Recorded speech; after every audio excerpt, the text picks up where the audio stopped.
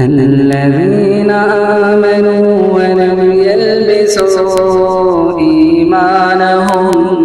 بظلم أولئك لهم الأمن وهم مهتدون. السلام علیکم ورحمۃ اللہ وبرکاتہ. الحمد للہ حمدا کثیرا طیبا مبارکا فیہ احمده علی احسانہ واشکرہ علی نعمہ واشہد ان لا الہ الا اللہ وحدہ لا شریک لہ واشہد ان محمدا عبدہ ورسولہ. اما بعد، اعوذ باللہ من الشیطان الرجیم. بسم اللہ الرحمن الرحیم. قل هل يستوي الذين يعلمون والذين لا يعلمون انما يتذكر اولو الالباب. صدر مدرسہ، قابل و فائق علماء کرام، معلمین و معلمات، عزیز بچوں اور دینی طالبات، یقیناً آج مدرسہ دارالامن کی اس سالانہ انجمن میں شرکت یہ میرے لیے باعث افتخار ہے. یہ ناچیز اس لائق تو نہیں تھا کہ صدارت کے عہدے پر یہاں پر جلوہ افروز کرنے کی کوشش کی گئی، مگر یہ ان کا، ہمارے بھائیوں کا یہ بڑکپن ہے، ان کی ذرا نوازی ہے، جس کے تحت آج مجھے یہ شرف ملا ہے. بہت خوشی ہوئی آج اس انجمن کی یہ سالانہ انجمن کو دیکھ اپنی آنکھوں سے مشاہدہ کرتے ہوئے اس پر اللہ تعالیٰ کا شکر ادا کرتا ہوں کہ رب العزت نے مجھے ان نونہالان کی چھوٹی چھوٹی انداز اور گفتگو سے خوش ہونے کا مجھے موقع عنایت فرمایا، اور مدرسے کی کاوش، اساتذہ کی جدوجہد کے اثرات واضح طور پر نمایاں ہو کر کے ہمارے سامنے آتے رہیں. آج کے میرے اس خطاب میں دو باتیں اہم ہیں، ایک اجلاس سے متعلق اور دوسرا ایک مختصر طور پر ایک خطاب سے متعلق. میں سب سے پہلے اجلاس سے متعلق کچھ ضروری باتیں میرے لیے زیبا تو نہیں دیتی تھیں، لیکن اس منصب پر بیٹھانے کے سبب جو میں نے محسوس کیا اور جو میں نے جس چیز کا اندازہ لگایا، اس چیز کا اظہار کرنا یہ میرا دینی اور اخلاقی فریضہ ہے. سب سے پہلی بات تو یہ کہ واقعی دارالامن کو میں سوشل میڈیا پہ دیکھا کرتا تھا، یہاں کی ایکٹیویٹی یا اعلانات جس طریقے کے بھی ہوں، ہمارے یہ تینوں بھائی اور ان کے والد ابو العلماء، ان کی کاوشیں، کوششیں جو اس ادارے کو چار چاند لگا رہی ہیں. یہ مدرسہ دارالامن گرچہ اس کا نام ہے، لیکن شیخ سے گفتگو کرنے کے بعد، یہاں کی کاوش اور گفتگو سننے کے بعد اور طلباء کا مظاہرہ دیکھنے کے بعد یہ دارالامن نہیں بلکہ مرکز الامن نظر آتا ہے. جامعیت ہے، بڑا ذوق اور شوق ہے ملت کے اندر خدمت کرنے کا، جو اللہ رب العالمین کو پسند ہے اس کام کو لے کر کے آگے بڑھ رہے ہیں. چھوٹے معصوم بچوں نے ایک حدیث کو بار بار دہرایا ہے، وہ حدیث کے حقیقی معنی میں یہ ہمارے احباب مستحق ہے، اس کے مصداق ہیں اور عملی طور پر نمونہ ہیں. خیر الناس انفعهم للناس، لوگوں میں سب سے زیادہ بہتر اللہ کے نزدیک وہ لوگ ہیں جو لوگوں کے لیے نفع بخش ہوتے ہیں. آج کے اس پرفتن دور میں دینی ادارے چلانا بہت آسان بات نہیں ہے. اخلاص کے ساتھ اور للہیت کے ساتھ قوم و ملت کے اندر کام کرنے والے لوگ، ان کے لیے بڑے چیلنجز اور ان کے لیے بڑے مشاکل اور مسائل ہیں، لیکن یہ اللہ رب العالمین کا فضل ہے، اس کا احسان ہے کہ اللہ تعالیٰ اپنے ایسے بندوں کی خاص مدد فرماتا ہے جو ان بھائیوں کے اندر اللہ تعالیٰ نے وہ صلاحیت عطا فرمائی جس کی بدولت اللہ تعالیٰ نے اس ادارے کو چار چاند لگائے. اس کے لیے میں تمام ذمہ داران سب سے پہلے اول ان کے معلمین و معلمات سب سے زیادہ مبارکبادی کے مستحق ہے کہ اس چمن کو ہرا بھرا کرنے میں اور اسے صرف نہ ہی اپنے اس علاقے میں بلکہ شہر حیدرآباد کی سطح پر اس ادارے کو اونچائی پر لے کر کے جانے میں ان کا بڑا کردار ہے۔ معزز سامعین و سامعات، آج کی اس پروگرام کی کچھ خصوصیات تھیں جس کا اظہار کرنا، جس کو بیان کرنا میرا اخلاقی فریضہ ہے۔ پہلی سب سے بڑی خوبی آج کے اس سالانہ انجمن کی رہی کہ انجمن وقت پر شروع ہوئی۔ کسی بھی پروگرام کی کامیابی اور ادارے کی کامیابی کا یہ بہت بڑا اہم راز ہے اور یہ بنیادی پوائنٹ ہے۔ اسی لیے شیخ محترم نے جب مجھے خط ارسال کیا بھیجا اس دعوت نامے کے لیے، تو میں نے وقت کے تعلق سے جانکاری حاصل کی اور میں نے کہا کہ میں بھی وقت سے پہلے پہنچنے کی کوشش کروں گا، اور الحمدللہ میں نے انجمن کے اول وقت سے تو حاضر رہا۔ کوشش یہی تھی کہ 9 بجے میں حاضر ہو جاؤں۔ بہرحال ٹریفک شہر کی اور دیگر مصروفیات کے سبب جو ہے میرے اپنے ٹائم کے حساب سے میں تھوڑا تاخیر ہو گیا اپنے لیے، لیکن پروگرام اپنے وقت پر شروع ہوا اور بچوں نے بھی وقت کی پابندی کرتے ہوئے، لحاظ کرتے ہوئے اپنی پوری جرات مندی کے ساتھ بہترین انداز میں مظاہرہ کیا۔ ایک سب سے بڑی دوسری خوبی اس پروگرام کی کہ جو عناوین کی جو تقسیم ہوئی، 82 بچوں نے اس مختصر سے وقت میں یہاں پر آ کر کے ڈائس پر اپنی شرکت کا حاضری بھی دی اور انہیں جو ذمہ داری دی گئی تھی کچھ کہنے کی، بولنے کی، اس کو بھی انہوں نے پیش کیا اور بہترین انداز میں۔ اور بڑی نرالی خوبی یہ رہی کہ سب کے پاس صرف 1 سے 2 منٹ رہے اور سب نے اس 1-2 منٹ کا بھرپور استعمال کیا، کسی بھی قسم کی اس میں تاخیر نہیں کی۔ لہذا آپ اور ہم ان بچوں کی ان کاوشوں کو یا ان کے اس عمل کو شاید تقریر کی نگاہ سے دیکھے ہوں گے۔ حقیقت میں یہ تقریر نہیں تھی، حقیقت میں تقریر نہیں تھی، بلکہ تقریر سے بڑھ کر کے بڑا مرکزی مسئلہ تھا یہ۔ کیونکہ تقریر وہ ہوتی ہے جس میں ایک مقرر آدھا گھنٹہ بولتا ہے ایک موضوع کے اوپر، کئی نقاط پر اور ایک نقطے پر تفصیل سے بات کرتا ہے، لیکن ان معصوم بچوں نے، ان نونہالان نے 1 منٹ کے اندر آدھے گھنٹے کی تقریر کا لب لباب پیش کیا اور سمندر کو ایک کوزے میں سمونے کا کام کیا۔ اور آپ اگر غور و فکر کیے ہوں گے تو آپ کو یہ بات معلوم سمجھ میں آئی ہوگی کہ اس مختصر سے وقت میں بچوں نے جس بات کا اظہار کیا اپنے ان بیانات میں، بعض سنتوں کا، بعض آداب کا، بعض اخلاقیات کا، بعض عقائد کا، بعض فضائل و مناقب کا تذکرہ کیا۔ قابل داد ہیں انتظامیہ اور ان کے اساتذہ جنہوں نے اس مختصر سے وقت میں تمام معاشرے کی ضرورت اور ان کی ضروریات کو مد نظر رکھتے ہوئے ان چیزوں کو پیش کیا ان بچوں نے۔ آج یہ بچے رٹ لیے ان چیزوں کو اور آپ کے سامنے پیش کیا ہے، لیکن کل اپنی زندگی کی آخری وقت تک انہیں یہ چیزیں یاد رہیں گی، اور یہ سنت و آداب، فضائل، مناقب جو کچھ انہوں نے آج شاید انہیں اندازہ نہیں ہے کہ کتنی قیمتی اور اہم چیزوں کا آپ کے سامنے انہوں نے تذکرہ کیا، انہیں اندازہ نہیں ہے، لیکن دل رکھنے والے، علم رکھنے والے بچے اور یا خواتین یا مرد حضرات کو انہیں اندازہ ہوگا کہ کتنی قیمتی باتوں کو انہوں نے تذکرہ، خاص کر کے صحابہ کرام کی فضیلت پر اس معصوم بچے نے اور مسواک کی سنتوں سے متعلق اور دیگر اور بھی بعض چیزوں کے متعلق جو باتیں پوائنٹ ٹو پوائنٹ ذکر کی، جو ہم مسلمانوں کو ہمیشہ انہیں یاد رکھنے کی ضرورت ہے۔ اگر ہم میں بہت سارے لوگ ایسے ہیں جنہیں بہت ساری سنتوں سے غافل ہیں،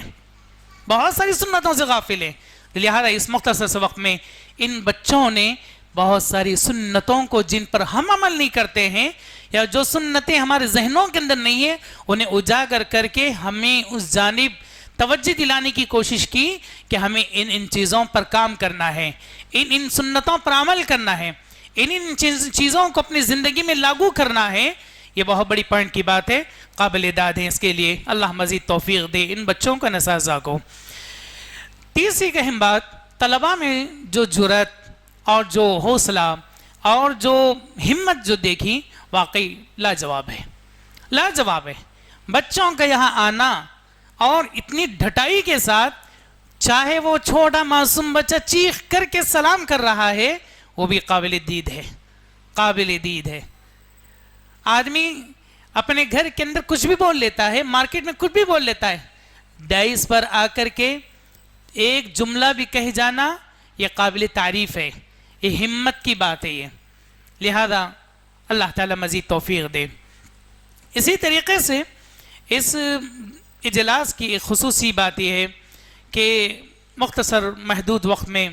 اپنی اپنی بات کو بچوں نے باکمال انداز میں رکھا، یہ ساری خصوصیات رہیں، ممکن ہو اور بھی خصوصیات رہیں، لیکن چند اہم جو چیزیں تھیں جس کو میں نے آپ کے گوشے گزار کرنے کی کوشش کی وہ چند یہ باتیں تھیں۔ پروگرام کے درمیان ایک طالب علم نے ایک بات ذکر کی، حالانکہ ذکر نہیں کرنا چاہیے مجھے کیونکہ وہ ایک واضح چھوٹی سی غلطی، بچے ہیں، انسان زندگی کا ہر مرحلہ وہ سیکھنے کے لیے ہوتا ہے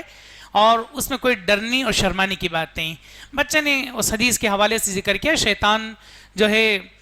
جب خاص کر انسان جب سوتا ہے تو اس کو گانٹ باندھ دیتا ہے، تو اس نے گھانٹ کہا، گھانٹ نہیں گانٹ ہوتا ہے، گاف الف نون ٹے ہے، کوئی شرمانے کی بات نہیں۔ میں اس وجہ سے یہاں پہ اس لیے اظہار کیا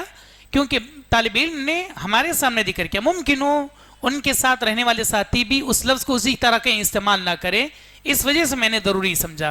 اور ان کا یہ اصلاحی تربیتی میدان ہے، اس میں شرمانے کی کوئی ضرورت نہیں ہے، گھبرانے کی ضرورت نہیں ہے، بس اس لفظ کا صحیح استعمال ہم مستقبل میں کریں، اس بات کی وضاحت کے لیے میں نے یہاں پر ذکر کیا۔ ممکن ہو طالب علم نے غلط انداز سے اس کو رٹ لیا ہو، گانٹھ لفظ ہے اس کا، ٹھیک ہے، بارک اللہ فیکم۔ اپنے خطاب سے پر آنے سے پہلے ایک دو باتیں جو والدین و سرپرست کے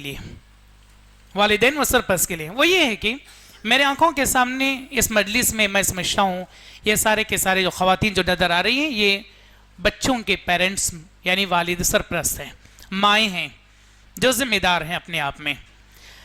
ہمارے معاشرے میں دیکھا جا رہا ہے دینی اداروں میں کوئی مخصوص کوئی پروگرام ہوتا ہے، چاہے وہ سالانہ انجمن ہو یا پیرنٹس میٹنگ ہو یا کوئی اور بھی پروگرام ہو، اس میں سرپرست حضرات میں ماں اور باپ دونوں بھی داخل ہوتے ہیں سرپرست کے اندر، لیکن دیکھا جاتا ہے کہ ایسے پروگراموں میں سب سے زیادہ حق اپنے بچوں کے ان مظاہرے کو دیکھنے کے لیے والد کا بنتا ہے، ایک باپ کا بنتا ہے۔ قابل تعریف ہے، میں آپ کی حوصلہ شکنی نہیں کر رہا ہوں، میں آپ کو میں کوئی غلط پیغام نہیں دینا چاہ رہا ہوں، لیکن احساس کو جگانا مقصود ہے میرا آپ کے ذریعے کہ اللہ رب العالمین نے سب سے زیادہ ذمہ داری ان مسائل میں باہر کے امور مرد حضرات کے اوپر رکھے۔ آج معاشرے کے اندر اس مسئلے میں تفریق کر دی گئی۔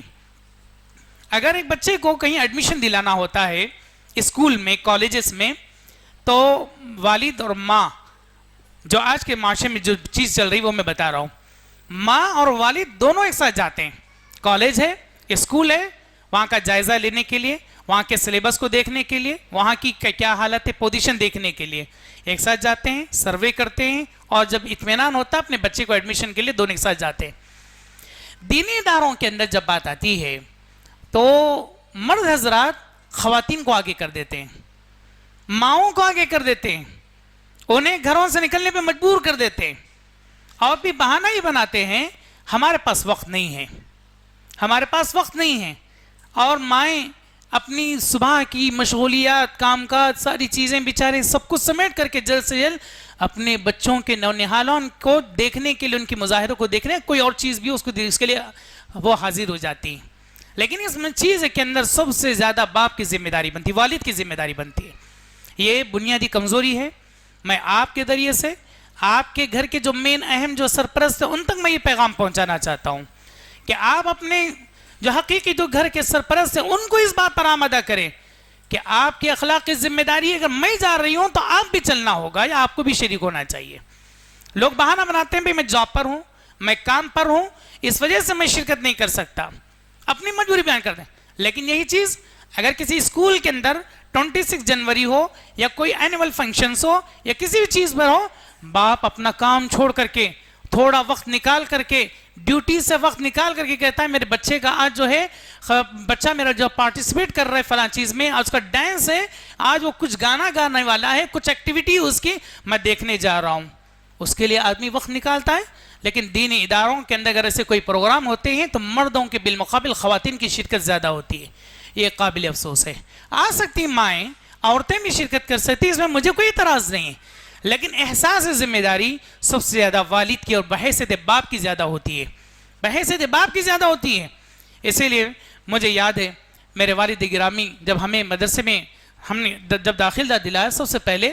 میدک کے اندر، تو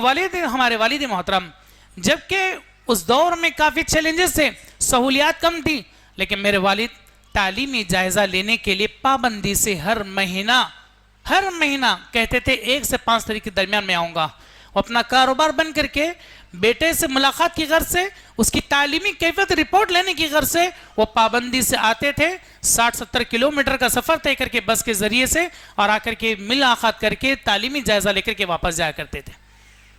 لہذا یہ میرے دوسرے پوائنٹ کے اندر ایک اہم بات وہی ہے، عموماً دینی اداروں میں ماں باپ کیا کرتے ہیں، لاتے ہیں اپنے بچوں کو ادارے کے حوالے کر دیتے ہیں، اور اس کے بعد ان کی تعلیمی امور سے متعلق کوئی جانکاری لینے کی فکر نہیں کرتے، وہ اس حسن ظن میں چھوڑ دیتے ہیں، بچے کو چھوڑ دیے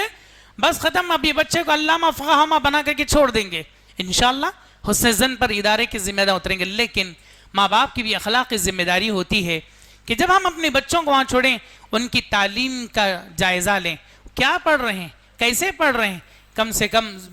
مدرسے کے ذمہ داران سے رابطہ کر کے ان کی تعلیمی کیفیت کو ضرور لینے کی کوشش کریں۔ بہت افسوس ہوتا ہے کیونکہ اب میں بھی کسی ادارے میں صدر مدرس کی حیثیت سے میں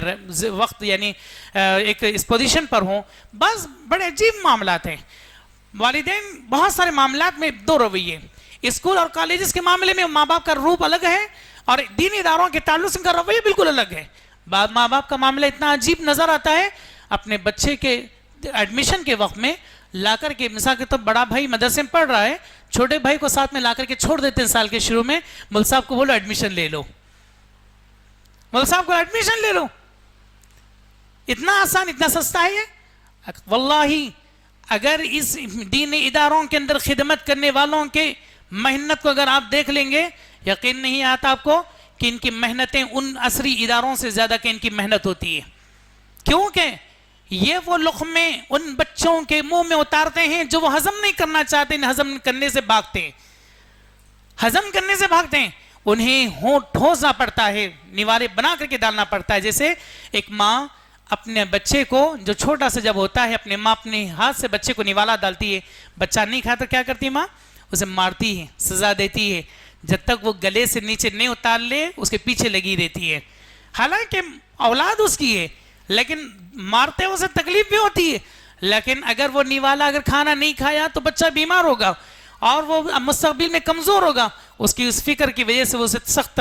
سختی کرتی ہے۔ ایسے ہی استاد اس تعلیم میں یہ کوئی سلیبس وائز نہیں ہوتا، یہ ہاں عالم کو سلیبس وائز ہوتا ہے، لیکن شعب دین یعنی حفظ قرآن کا معاملہ سلیبس وائز نہیں ہوتا ہے، بلکہ بڑی محنت۔ اس لیے میری گزارش ہے سرپرست والدین سے یہ ہے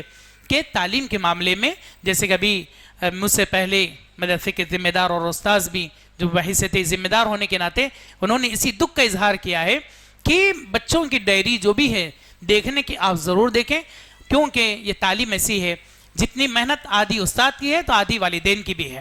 آدھی والدین کی۔ اگر استاد ہی محنت کر رہا ہے، والدین کی طرف سے کوئی رسپانس نہیں ہے، کوئی ان کی طرف سے ذمہ داری کا احساس اگر نہیں ہے، تو پھر بچہ یہ قابل و فائق نہیں بن سکتا۔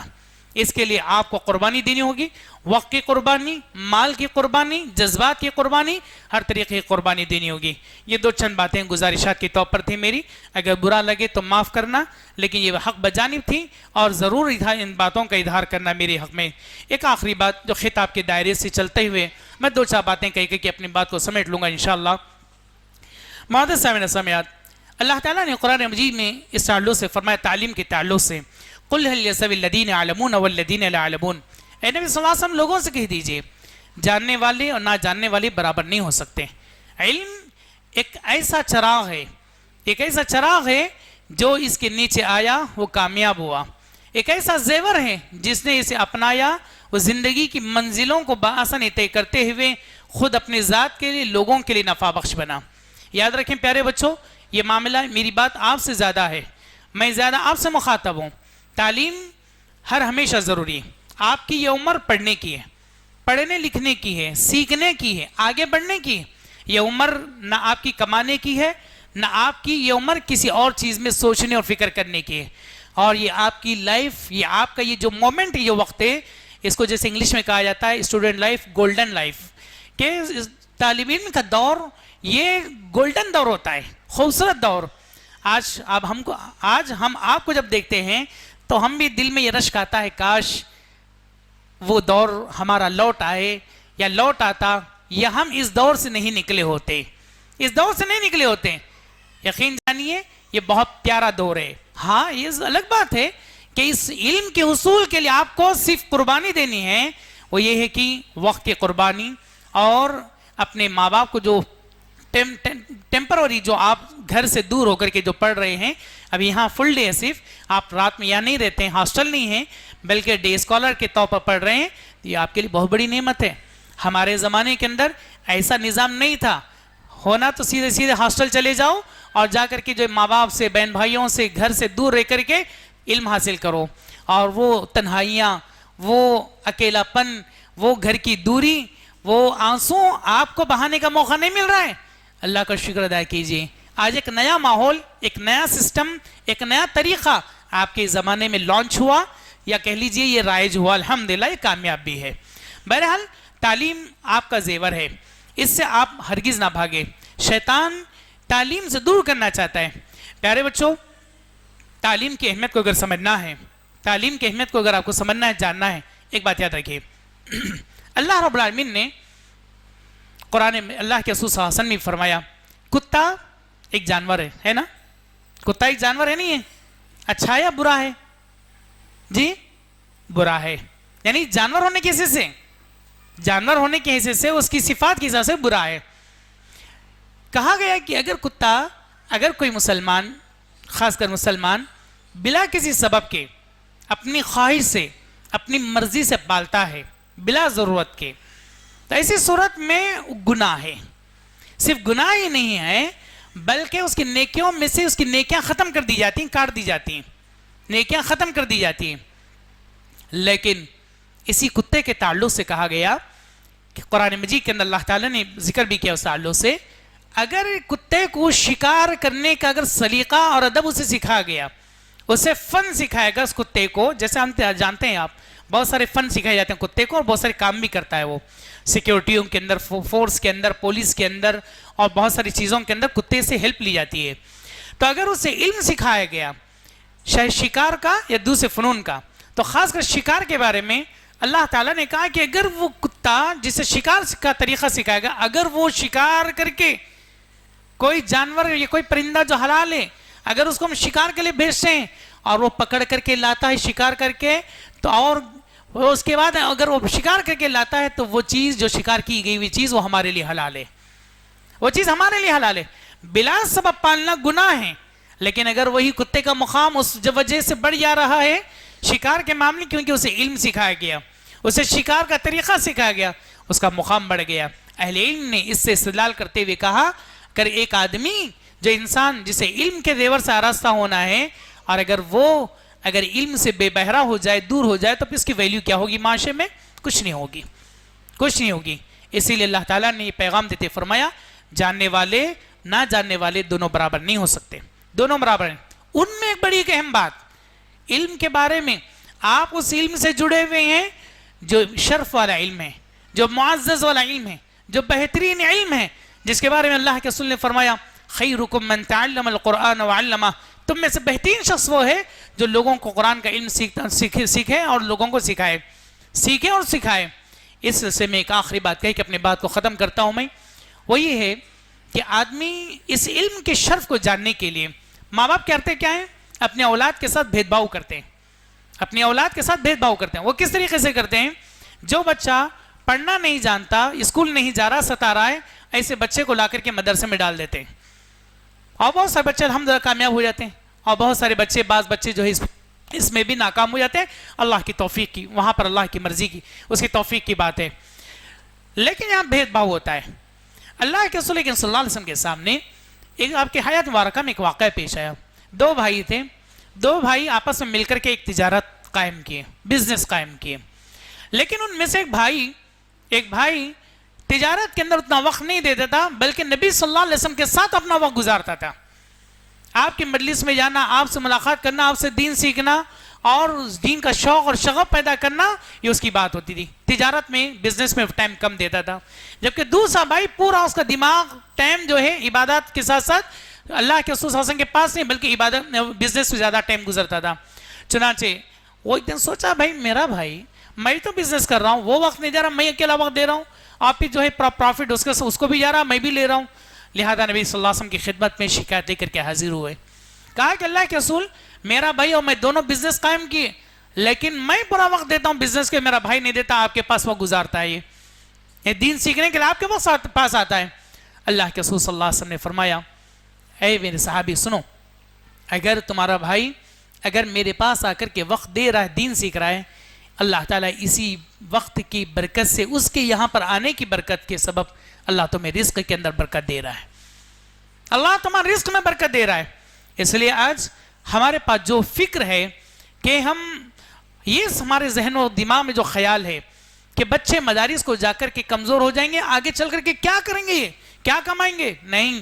یہ تعلیم وہ تعلیم نہیں ہے جس میں صرف دنیا ہے، بلکہ تعلیم و تعلیم میں جس میں دنیا بھی ہے، دین بھی ہے، دین بھی ہے، دنیا بھی۔ میرے ایک ساتھی ہمارے ساتھ اس مدرسے میں خدمت کرتے ہیں، ان کے 3-4 بھائی ہیں، کہتے ہیں کہ شیخ میں اپنے بھائیوں میں غور کرا، ایک بھائی میرے ٹیچر ہے، دوسرے اسکول کے ایک بھائی میرے جاب کرتے ہیں، انجینئر ہیں، ایک بھائی میرے وہ ہیں، لیکن سب سے زیادہ میرے بھائیوں میں کماتا ہوں، صرف اور صرف وہ حافظ ہے، عالم بھی نہیں ہے وہ۔ انہوں نے اپنا احساس ذکر کیا، کچھ باتیں ایسی آئی تھی تو انہوں نے احساس ذکر کیا اپنا، پورے گھر میں سب سے زیادہ کماتا ہوں الحمدللہ۔ کون کہتا ہے کہ حافظ قرآن اور عالم دین کو اللہ تعالیٰ بھوکا سلاتا؟ نہیں، ہرگز نہیں۔ آپ ہی میں سے لوگوں کو تیار کرتا ہے جو ان کی خدمت میں لگ جاتے ہیں، بغیر بولے، بغیر مطالبے کے۔ یہ دین کی برکت ہے، اس قرآن کی محبت ہے۔ لہذا پیارے بچوں، آپ کی عمر پڑھنے کی ہے، صرف آپ کو حافظ نہیں بننا ہے بلکہ حافظ بننے کے ساتھ عالم بننا ہے، اور دیگر علوم پہ آپ کو فوقیت حاصل کرنا ہے، ایک معاشرے کے لیے، اپنی ذات کے لیے نفع بخش بننا ہے، معاشرے کے لیے، اپنے والدین کے، سوسائٹی کے لیے نفع بخش بننا ہے۔ یہ سوچ کر کے، یہ عزم لے کر کے آپ اٹھیں، اور اسی ارادے کے ساتھ شیطان اس راہ میں بہت رکاوٹیں ڈالنے کی کوشش کرے گا۔ جس دن آپ کو تعلیم کے خلاف اگر ذہن میں یہ بات آ جائے کہ میں پڑھنا نہیں چاہتا ہوں، میرا دل نہیں چاہ رہا ہے، تو جان لیجیے شیطان آپ کے ذہن و دماغ کے اندر وسوسہ ڈال رہا ہے۔ اپنے آپ کو کنٹرول کریے، اللہ سے دعا کیجئے، اور اچھے انداز سے اپنے استاد سے جڑ کر کے رہیے، ان کے سامنے اپنے دل کی بات شیئر کیجئے۔ اگر کوئی بات پرابلم ہو رہی، انشاءاللہ استاد آپ کی رہنمائی کریں گے، آپ کی اصلاح کریں گے انشاءاللہ۔ یہ چند باتیں تھیں جو میں نے اپنے طور پر کچھ خطاب کی شکل میں رکھنے کی کوشش کی۔ امید کہ کچھ باتیں اگر سمجھ میں آئی ہیں تو قبول کیجئے، اگر نہیں سمجھ میں آئیں تو اس کے حق میں معذرت خواہ بھی ہوں۔ اللہ بس اس نیت کے ساتھ کہ آپ کا یہ کچھ تعلیم کے معاملے میں کو خیر ہو جائے، آپ کے ساتھ بھلائی کی بات ہو جائے۔ اللہ تعالیٰ سے دعا ہے رب العزت ہم تمام کو اس خیر کے کام میں آگے بڑھنے اور اس مشن کو مزید جاری رکھنے والا بنائیں۔ خاص کر میں دوبارہ شکر گزار ہوں اس ادارے کی منتظمہ انتظامی کمیٹی، ہمارے بھائی، ہمارے عبداللہ عمری اور شیخ قاسم اور ہمارے شیخ صدیق، ان تمام، اور ساتھ ان کے والد گرامی ابو العلماء، ان سب کا میں مشکور ہوں۔ اس ناچیز کو آپ نے اپنے ادارے میں دعوت دی اور مجھے اس لائق سمجھا ہے، اور میں نے بہت کچھ، میں نے بھی اپنے ذاتی طور پر کچھ باتیں سیکھی آپ کے تعلیم مظاہرے سے اور انتظامی معاملات سے۔ اللہ تعالیٰ اس ادارے کو پھلتا پھولتا بنائے اور نفع بخش بنائے امت کے حق میں، حاسدوں کے حسد سے بچائے، شروں کے شر سے محفوظ رکھے۔ رب العالمین اس ادارے کو مرکزی حیثیت عطا فرما اور اس معاشرے کے اندر اسے کارآمد اور صدقہ جاریہ بنا دے۔ اللہ تعالیٰ سے دعا ہے اللہ تعالیٰ ہمیں اور آپ کو خیر کے معاملے میں آگے بڑھنے اور دین کے مشن کو ایک دوسرے کے تعاون کے ساتھ آگے لے کر کے چلنے والا ہمیں بنا دیں۔ اقول قولی ھذا واستغفر اللہ لي ولكم ولسائر المسلمين من كل ذنب وخطيئة فاستغفروه انه هو الغفور الرحيم، واخر دعوانا ان الحمد لله رب العالمين، والسلام علیکم ورحمۃ اللہ وبرکاتہ۔